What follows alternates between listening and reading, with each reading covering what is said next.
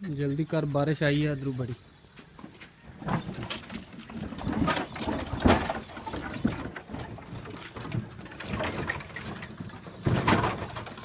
क्या होया? नेरी आई? अच्छा पिछा हो जा बुआ लगे था जी। नेरी बहुत ज्यादा आई है।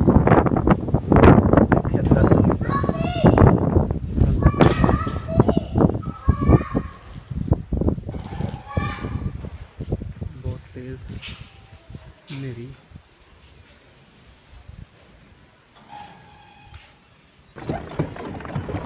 बिस्मिल्लाहिर्रहमानिर्रहीम, अस्सलाम वालेकुम, वेलकम टू न्यू व्लॉग। उम्मीद है जी तुम सारे ठीक ठाक हो। तो अल्लाह का शुक्र है असीं ठीक ठाक हो। अल्लाह का नाम लैके आज की वीडियो करने शुरू। अच्छा जी, पट्ठे लैन चले तो टाइम तकरीबन 6:30 का हो गया। मैं तो सलमान जा रही पट्ठे नेड़े ही आ गए। मौसम जेड़ा ना अज बारिश का बने। इस साइड का जेड़ा इधरों तो खरा ही चढ़ दियो, लैंदे वाली साइड का जेड़ा बारिश बनी है।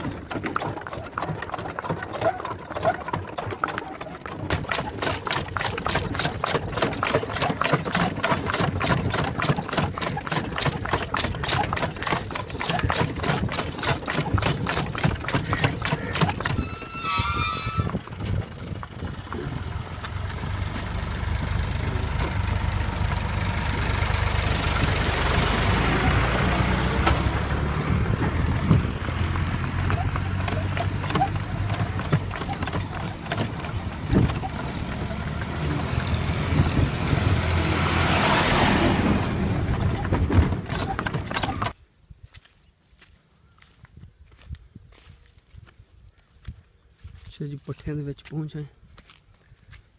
पट्ठे माशाल्लाह चंगे ने। अद्धा मुन्ना घंटा लगता है रेड़ा पड़ते। वैसे क्या रहने शुरू कर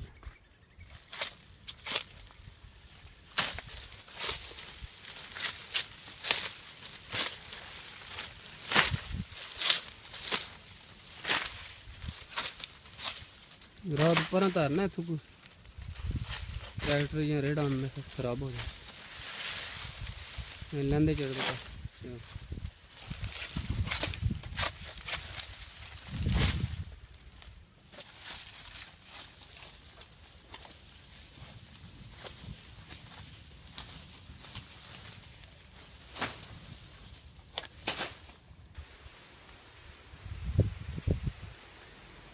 अच्छा जी, सलमान लगता पे ते मैं वड़ना पैली थोड़े जे वड़ने, अद्धा को क्यारा और वड़ना।